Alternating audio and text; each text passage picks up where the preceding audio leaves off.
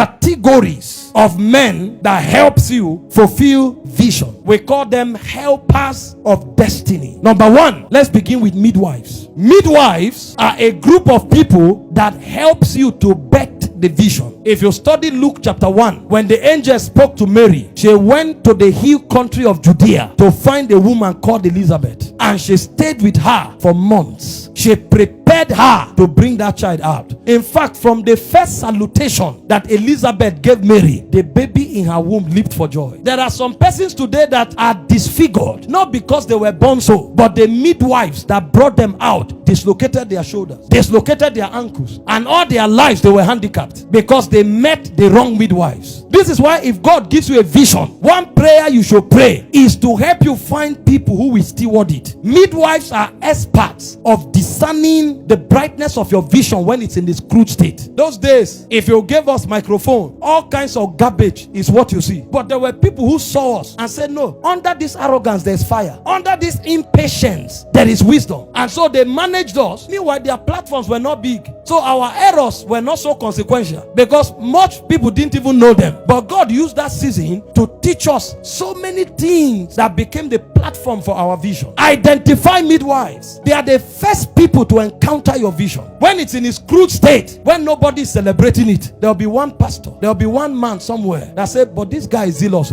This zeal can be something. And it begins to manage you, train you until you become aware of your vision. They are called midwives. Then when you migrate from midwives, you now find burden bearers. These ones are the ones who help you carry the weight of your vision. They may render service, they may pray, they may render loyalty. That's all they have to offer. They don't know so much, but anytime you need them, they are available. They are burden bearers. They are the ones that do the dirty work of the vision. And dirty is not corrupt. It's the things that are not celebrated. Do you know that as we are here, there's somebody washing the toilet so that when you go to ease yourself, you are not irritated? Not everybody will be there. There are people who fight to be here. There are others who say, well, I may not be able to do much, but when people want to ease themselves, they'll do it well. They are called burden bearers. You will never see them. And if I would categorize them quickly, number one, burden bearers are those who carry the weight of responsibility that does not attract glory. You know, at the end of that battle, people spoke about Moses and they spoke about Joshua. Joshua was fighting like a military general. Moses was doing the mysteries on the mountain. But there were people who held his hand so that those hands don't go down. They are called burden bearers. They are also gifted men who bring expertise. What we are doing here is being streamed online. That's why people who will hear the message will be in their thousands. It's expertise. I don't know how to go live. They are burden bearers. They either carry weights that are not celebrated, or they bring expertise that are rare, but the vision depends on it. Or they provide finances. The finances that run the ministry. Financial responsibility is a burden. So this is where you find the gifted men. This is where you find the intercessors. And this is where you find the financiers. How many partners have you seen here waving, I gave 10 million? They just sit behind. But the reason the apostolic invasion held was because they gave. They are burden bearers. So they could be intercessors. They could be experts. They could be financiers. Nobody celebrates them, but they carry a lot of burden to make the thing work. Number three, they are those we call divine connectors. They are the ones that move you from one level of your vision to another. Again, these people may not have credibility as much to stand shoulder to shoulder with you on your platform, but they know somebody. They may not give you money, but they know somebody. If they were to recommend you, your life will change. Think of the servant girl in 2 Kings 5 verse 2 to 3 that recommended Elisha to the king of Syria, the general of Syria. She was a servant, but she was the one that brought healing to that general. Because if she didn't tell the general that there's a prophet called Elisha, he would never have been healed. Do you think that general will be going for a conference and carry that girl? No. This is why you must be careful the people around you. Sometimes the people you perceive as important may not be as important. That house girl in your house that you give your children a soap you bought from England, meanwhile they are bathing with bar soap, they may be the people carrying your tomorrow on their lips. May God help you for them to say, I won't help. You need them. They connect you. They link you up to people that matter, even though they themselves are not powerful. Do you remember the butler in Genesis 41 verse 9 to 14? Joseph would have rot in jail unless, as he told the king, there's a dream interpreter in the prison. So the reason Joseph became senator was because of him. Guess what I noticed in that scripture? I never saw anywhere that Joseph helped him. So he left and forgot Joseph. When he remembered Joseph, Joseph also went and forgot him. So the assignment is connection. When it is done, it's over. You need midwives. You need burden bearers. You need connectors. And it doesn't stop there. You also need gatekeepers. You know who gatekeepers are? Are the people that the connectors lead you to. So they are the ones who have the power to change your story. But they are there until you are connected. If you don't have these people, you may struggle or your manifestation may be delayed. When you read the Bible, you'll find some of them. Pharaoh was a gatekeeper. All the fulfillment of prophecy on Joseph's life depended on Pharaoh. All those 11 stars he saw, the sun, the moon bowing to him. If Pharaoh is not there, they won't happen. So the prophecy was in the hand of Pharaoh. He's a gatekeeper. Every destiny will require people at certain levels that when the connectors bring you to knock, they will open the door and say, come in. They are the ones that give you a seat on the table. They are gatekeepers. You need them. This is how God planned our lives so that we will have humility. Do you now see that no matter the height where you are, you can't brag? Because that height, somebody linked you and somebody gave you a seat there. So no matter how powerful you are, there was once upon a time when you stood until they said sit down. Gatekeepers. God brings them. Nehemiah had Artaxerxes who gave him resources to build the walls of Jerusalem. Esther had Ahasuerus who made her queen. The virginity would have been useless. The favor would have been useless except as there was an Ahasuerus that says from today your status is a queen. So you need them, from midwives to burden bearers to connectors to gatekeepers. And that's not all. You now need destiny challengers. These ones, we call them catalysts. They are the ones who provoke you to shine in your manifestation, because there is a tendency of relaxing when you have been given a seat. So there are certain men, either by inspiring you or by opposing you, they push you to your best. So there are certain oppositions that is a blessing. There are some people that the day you came, they mocked you. How did this one get here? They looked at you and said you will never succeed, and something rose inside you. You'll say I won't succeed. My God will prove you wrong. And because of that, you became deliberate about your destiny. And there are certain other people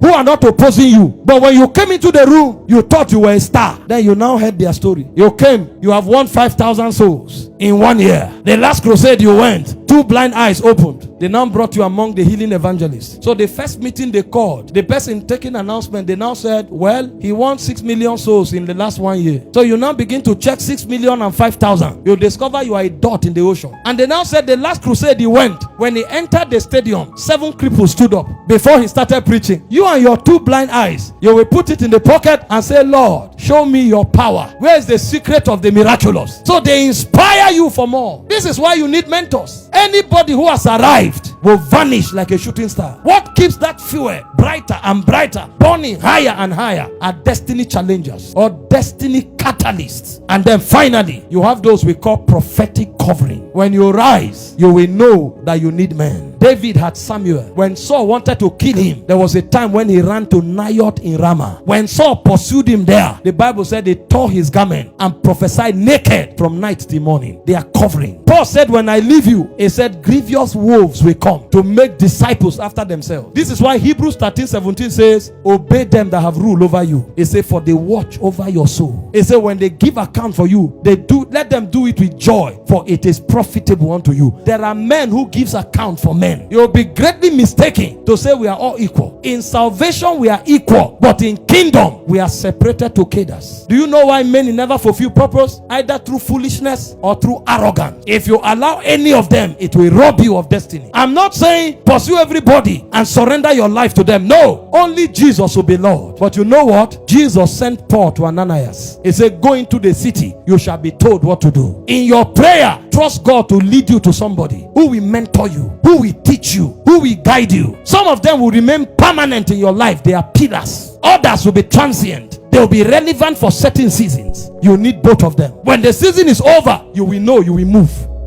And there are some that all your life they will remain, because they will be pillars and they will be coverings. If you want your destiny to count, you need the gift of men.